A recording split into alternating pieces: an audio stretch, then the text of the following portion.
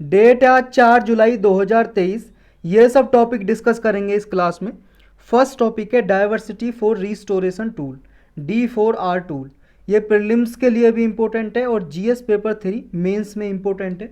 ऐसे के टॉपिक में इन्वायरमेंट से रिलेटेड टॉपिक आता है तो उसमें आप इसका एग्जाम्पल यूज कर सकते हो। ये टूल रिसेंटली कुछ रिसर्चर्स हैं, उन्होंने ये डिवाइस किया है। डिवाइस का मतलब होता है डिस्कवर करना या खोज करना। ये डाइवर्सिटी फॉर रिस्टोरेशन टूल है। इसका मेन ऑब्जेक्टिव क्या है और किसने स्टार्ट किया, बस ये दो बातें आपको याद रखनी है। इसका लक्ष्य ये है कि जो एग्रो फॉरेस्ट्री है एंड इकोसिस्टम है उसको रिस्टोर करना है। एग्रो फॉरेस्ट्री का मतलब क्या होता है, देखो अगर खेत में मान लो कोई क्रॉप कल्टीवेशन की जा रही है, उसके साथ साथ अगर खेत के आसपास जो बॉर्डर होता है जिसे मेंड भी बोलते हैं या बॉर्डर एरिया जो होता है, अगर उसमें वहाँ पे ट्री भी लगा दें, ऐसे पेड़ पौधे लगा दें जिनसे फसल को भी नुकसान ना हो और साथ साथ ये फॉरेस्ट भी हो जाए, तो इससे किसान का भी फ़ायदा है। किसान के लिए भी ये इम्पोर्टेंट है एक तरह से अर्निंग के लिए। मान लो कोई फल के पौधे लगा देता, पेड़ लगा देता है, तो उसके लिए इनकम जनरेट होगी और यहाँ जो डाइवर्सिटी है वो भी प्रमोट होगी इस एरिया में।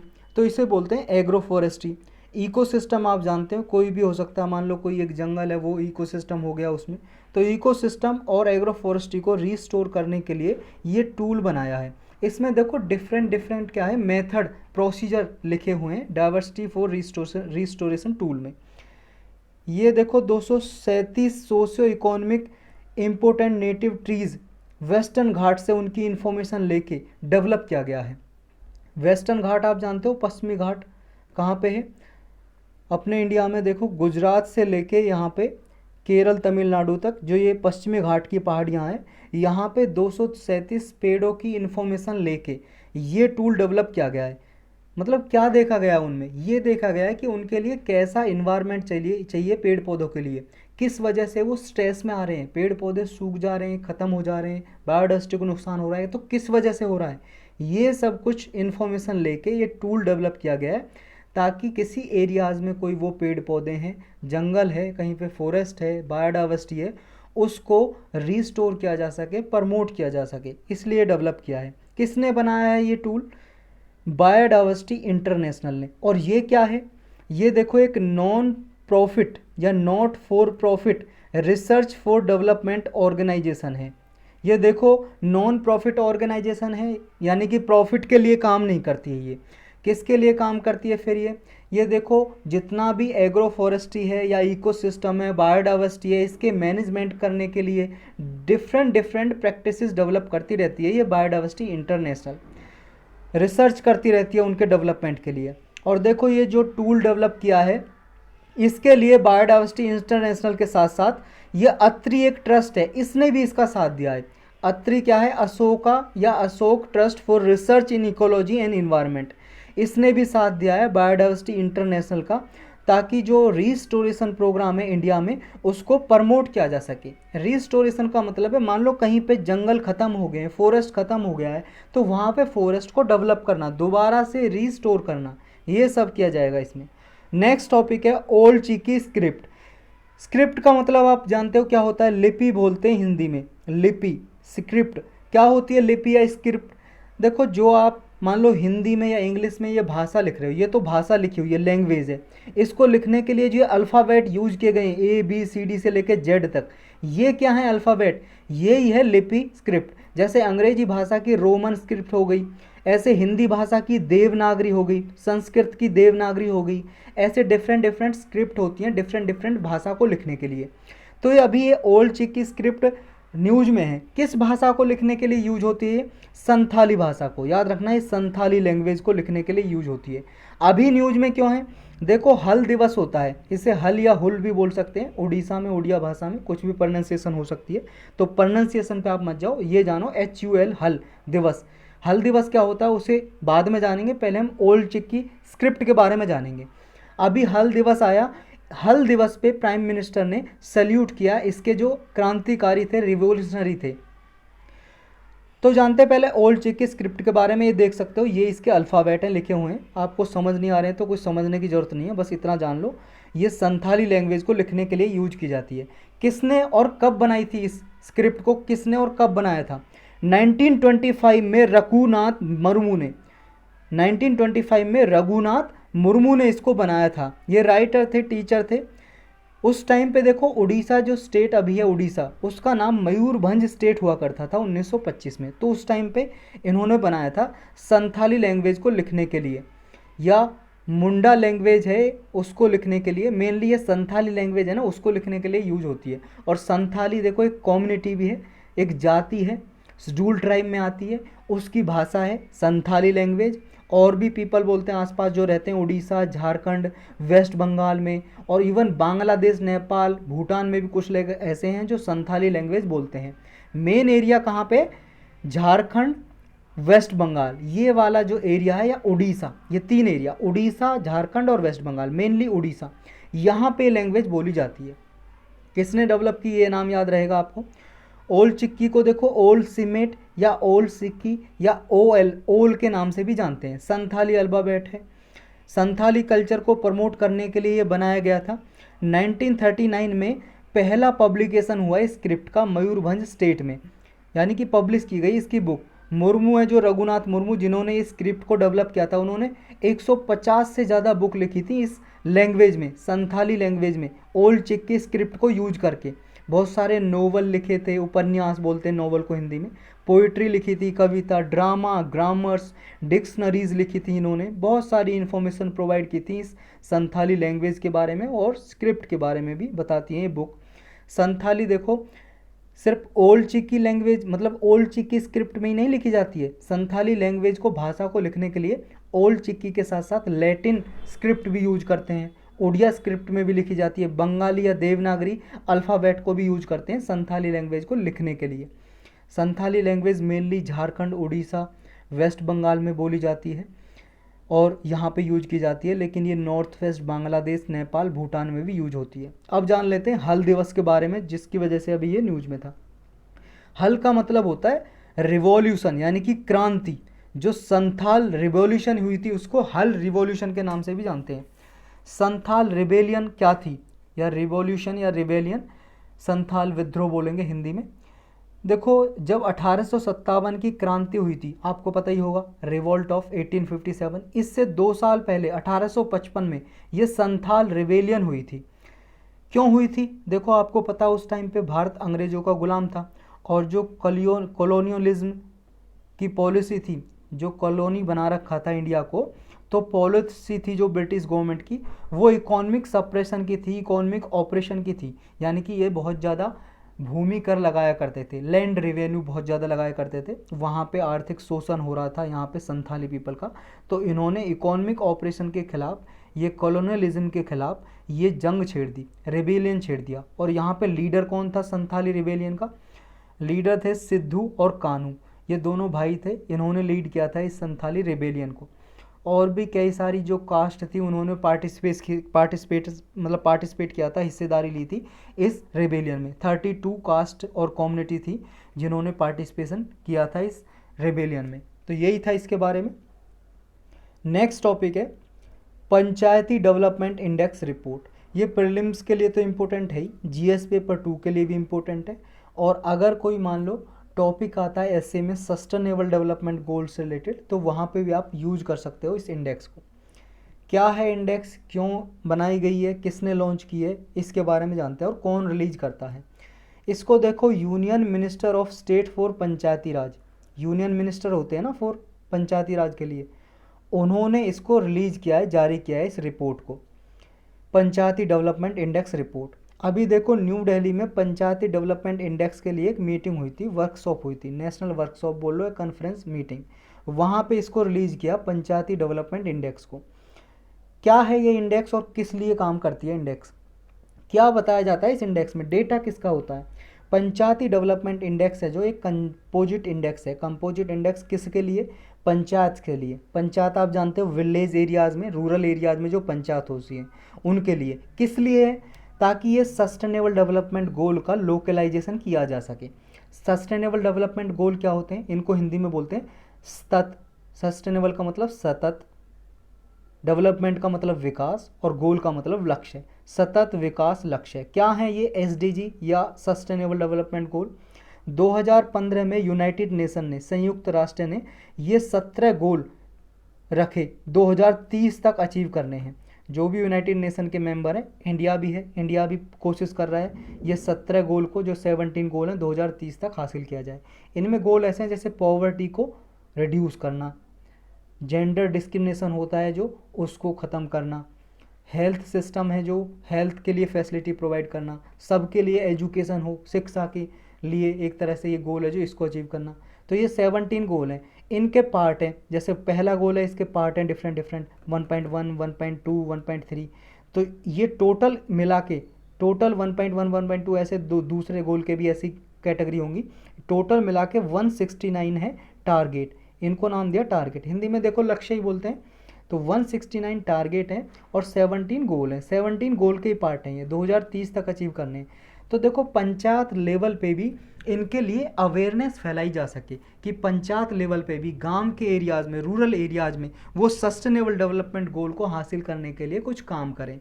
तो इसके लिए ही ये पंचायत डेवलपमेंट इंडेक्स रिलीज की जाती है। ये देखा जाता है इसमें कि पंचायत लेवल पे क्या क्या काम कर रही हैं पंचायत इंस्टीट्यूशन, जिससे कि सस्टेनेबल डेवलपमेंट गोल को रूरल एरियाज़ में हासिल किया जा सके। तो होलिस्टिक और एविडेंस बेस्ड असेसमेंट किया जाता है इसमें पंचायत का, कि पंचायत का स्टेटस क्या है, उसकी स्ट्रेंथ और वीकनेस क्या है, ये देखा जाता है। तो इसका ऑब्जेक्टिव यानी कि टारगेट, लक्ष्य क्या है पीडीआई का, हम ऊपर समझ चुके हैं। पंचायत लेवल पे सस्टेनेबल डेवलपमेंट गोल का लोकलाइजेशन करना और अवेयरनेस, जागरूकता फैलाना, ताकि पंचायत को एनकरेज किया जा सके कि वो सस्टेनेबल डेवलपमेंट गोल को हासिल करने के लिए अपनी परफॉर्मेंस को इम्प्रूव करे और नई नई बेस्ट प्रैक्टिसेस और इनोवेशन को अडॉप्ट करे, ताकि ये सस्टेनेबल डेवलपमेंट गोल हासिल किए जा सकें। इनमें जो रैंकिंग है उसका कैटेगराइजेशन भी किया गया, और रैंकिंग देखो 3 लेवल पे की जाती है, डिस्ट्रिक्ट लेवल पे, ब्लॉक लेवल पे, विलेज लेवल पे। और इसमें देखो 4 कैटेगरी हैं, मतलब 4 ग्रेड दिए गए हैं, ABCD, और ए का ही एक पार्ट दे दिया A+। अगर कोई मान लो इसमें 40% स्कोर हासिल करता है या उससे कम, 40% से कम, तो उसको D कैटेगरी में डाला जाता है। अगर 40 से 60 करता है तो C कैटेगरी में, 60 से 75% स्कोर हासिल करता है तो B, 75 से 90% तो A, अगर 90% से ज़्यादा स्कोर हासिल करती है कोई पंचायत तो उसको A+ की कैटेगरी में रखा जाता है। थीम और फोकस एरिया क्या है? 9 थीम है इसमें। ये देखा जाता है, देखो वहाँ पे पॉवर्टी फ्री या इन्हेंस्ड लाइवलीहुड है या नहीं, मतलब गरीबी तो नहीं है गांव में, हेल्दी विलेज है, वहाँ पे कोई डिस्पेंसरी है लोगों के लिए नहीं, हॉस्पिटल वगैरह, चाइल्ड फ्रेंडली विलेज है या नहीं, बच्चों के अधिकारों को ख्याल रखता है नहीं, वाटर सफिशिएंट विलेज है, घरों में सबके पानी आ रहा है या नहीं, क्लीन या ग्रीन विलेज है, गांव साफ सुथरा रहता है या नहीं, वहाँ पे पेड़ पौधे लगे हुए हैं या नहीं, सेल्फ सफिशिएंट इंफ्रास्ट्रक्चर है, रूरल जो रोड बने हुए होते हैं वो बने हुए हैं या नहीं, socially justice and secured village, वहाँ पे जात पात के नाम पे डिस्क्रिमिनेशन तो होता है नहीं, धर्म के नाम पे लोगों को भड़काया जाता है कि नहीं, ये सब कुछ देखा जाता है, सिक्योरिटी प्रोवाइड की जाती है लोगों को या नहीं, गुड गवर्नेंस है, लोगों का काम हो जाता है या नहीं, जो वेलफेयर स्कीम है वो सही से लागू हो रही है कि नहीं, ये सब कुछ देखा जाता है, और वुमन फ्रेंडली विलेज यानी कि महिलाओं के अधिकारों की रक्षा होती है नहीं, ये सब कुछ देखा जाता है। 9 थीम है इसमें। एप्लीकेशन और बेनिफिट क्या है पीडीआई का? देखो सबसे बड़ा बेनिफिट तो यही है, अगर सस्टेनेबल डेवलपमेंट गोल का अवेयरनेस होगा तो पंचायती राज जो अवार्ड दिए जाते हैं स्टेट गवर्नमेंट या यूनियन गवर्नमेंट के द्वारा, स्टेट गवर्नमेंट या यूनियन टेरिटरी गवर्नमेंट के द्वारा, तो पंचायती राज अवार्ड देने के लिए किसी पंचायत को, तो ये इंडेक्स देखी जाती है कि इस इंडेक्स में उस पंचायत ने कितना हासिल किया है स्कोर, उसके आधार पर उसको अवार्ड दिया जा सकता है। फिर इसमें जो प्लानिंग की जाती है, मॉनिटरिंग या इवेल्युएटिंग की जाती है, पंचायती लेवल पे जो स्कीम चलाई जाती हैं उसका इवेल्युएशन किया जा सकता है, मूल्यांकन किया जा सकता है। और पीडीआई सिस्टम में यानी कि पंचायती डेवलपमेंट इंडेक्स में जो फैसिलिटीज़ हैं जिनके आधार पे निकाली जाती है इंडेक्स, तो ये नॉलेज एक दूसरी पंचायत में शेयर की जा सकती है, ताकि देखो मान लो एक पंचायत ने बहुत अच्छा स्कोर हासिल किया है तो उसने क्या क्या प्रैक्टिसेस अपनाई, कैसे हासिल किया उसने, क्या क्या अच्छी प्रोसेस अपनाए, ताकि उसका जो सस्टेनेबल डेवलपमेंट गोल हासिल करने का गोल मतलब टारगेट था उसने अचीव कर लिया, ऐसी क्या प्रैक्टिसेस अपनाई उसने, तो वो तरीका जो उसने अपनाया ना, वो तरीका दूसरी पंचायत को भी बताया जाए, नॉलेज शेयर की जाए आपस में, ये भी इसका बेनिफिट है। अब जान लेते हैं इस रिपोर्ट में मेजर हाईलाइट क्या है। देखो पहले ये रिपोर्ट है ना पायलट प्रोजेक्ट की तरह चलाई जा रही है। पायलट प्रोजेक्ट का मतलब ये है जैसे हम ऑल इंडिया लेवल पे किसी प्रोजेक्ट को चलाना चाहते हैं, उससे पहले हम पहले छोटे एरिया पे चलाते हैं। मान लो एक डिस्ट्रिक्ट में या 2 डिस्ट्रिक्ट में या 10 डिस्ट्रिक्ट में या एक स्टेट में, अगर वहाँ पे वो सही से लागू हो रही है तो फिर पूरे ऑल इंडिया लेवल लागू कर देते हैं। तो ये होता है पायलट प्रोजेक्ट, मतलब ब्रॉड एरियाज़ में चलाने से पहले छोटे एरियाज़ में चला के देखते हैं उसे। तो ये कहाँ पे चलाई गई है, ये महाराष्ट्र की 4 डिस्ट्रिक्ट में चलाई जा रही है ये रिपोर्ट, पुणे, सांगली, सतारा और सोलापुर डिस्ट्रिक्ट में। इसका डेटा कलेक्ट किया जाता है पायलट प्रोजेक्ट पे। पंचायती डेवलपमेंट इंडेक्स कमेटी बनाई गई है, ये रिपोर्ट इसकी तैयार करती है, डेटा तैयार करती है। इसमें देखा गया 70% जो पंचायत हैं 4 डिस्ट्रिक्ट में वो सी कैटेगरी में आती हैं, मतलब उनका स्कोर मीडियम के लगभग है, डी से थोड़ा ज़्यादा, और 27% बी कैटेगरी में आती हैं, यानी कि कोई भी ऐसी पंचायत नहीं है जो ए और ए प्लस कैटेगरी में आती हो। इस रिपोर्ट में एविडेंस बेस्ड प्लानिंग की गई है, रिसोर्सेज हैं जो डिप्लॉय किए गए हैं डेवलपमेंट के लिए या नहीं, ये सब कुछ देखा जाता है। तो यही था इसके बारे में। नेक्स्ट टॉपिक है वर्ल्ड माइनिंग कांग्रेस, ये प्रीलिम्स के लिए इम्पोर्टेंट है मेनली। देखो अभी ये कांग्रेस यानी कि इसकी मीटिंग हुई है कहाँ पे, ऑस्ट्रेलिया में, ब्रिस्बेन में। ऑस्ट्रेलिया तो आप जानते हो कहाँ पे, तो ब्रिस्बेन में हुई है। इंडिया ने भी पार्टिसिपेट किया यहाँ पे दिखाया इंडिया ने कि हम कौन कौन सी टेक्नोलॉजी यूज कर रहे हैं माइनिंग के लिए, एनर्जी सेक्टर के लिए।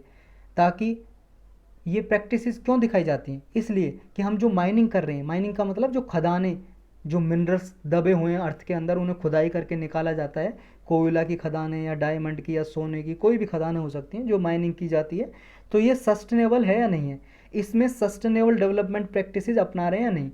और ये सस्टेनेबल डेवलपमेंट प्रैक्टिसेस क्या होती हैं, मतलब ऐसी प्रैक्टिस कि आप ये ना हो कि माइनिंग सारा ही आप माइनिंग निकाल लो, वहाँ पे कुछ बचे ही ना, मतलब जितना आपको ज़रूरत है रिसोर्सेज का उतना यूज किया जाए, उससे ज़्यादा नहीं। अगर वहाँ पे उनको दोबारा से रीस्टोर भी किया जा सकता है तो वो प्रैक्टिसेस भी अपनाई जाएं, ताकि उस माइनिंग में जो मिनरल्स थे उनको रिस्टोर किया जाए। तो ये यहाँ पे इंडिया ने दिखाया कि हमने कौन कौन सी टेक्नोलॉजी अपनाई है सस्टेनेबल डेवलपमेंट प्रैक्टिसेस को अपनाने के लिए, माइनिंग और एनर्जी सेक्टर के लिए।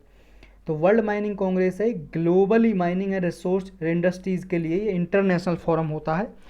इसमें क्या होता है कि डिफरेंट कंट्रीज आते हैं और वो दिखाते हैं कि उन्होंने नेशनल मिनरल और एनर्जी रिसोर्सेज के डेवलपमेंट के लिए कौन कौन सी टेक्निकल या टेक्नोलॉजी या सस्टेनेबल डेवलपमेंट प्रैक्टिसेस अपनाई हैं और क्या क्या इनोवेशन किए हैं, कौन सी बेस्ट प्रैक्टिसेस अपनाई हैं। ये कब सेटअप किया गया था वर्ल्ड माइनिंग कांग्रेस, ये देखो 1958 में बनाया गया था। किसने, एक प्रोफेसर थे ये बोल्सलो क्रूपिंस्की, ये पोलिश साइंटिस्ट थे, पोलैंड के एक साइंटिस्ट थे, माइनिंग इंजीनियर भी थे, इन्होंने ये बनाई थी वर्ल्ड माइनिंग कांग्रेस। इसका परमानेंट सेक्रेटरीट कहाँ पे है, मतलब इसका हेडक्वार्टर मुख्यालय पोलैंड के कैटोविस शहर में ही है इसका हेडक्वार्टर। और ये यूनाइटेड नेशन से भी एफिलिएटेड है, यूनाइटेड नेशन का कोई स्पेशलाइज एजेंसी नहीं है, पार्ट नहीं है, लेकिन उससे भी मतलब उससे एफिलिएटेड है, मतलब उससे एसोसिएटेड है। वर्ल्ड माइनिंग कांग्रेस की जो मीटिंग होती है वो ट्राई एनियली होती है, ट्राई एनियली होती है इसकी मीटिंग, मतलब कि 3 साल में एक बार। तो यही था इस वर्ल्ड माइनिंग कांग्रेस के बारे में।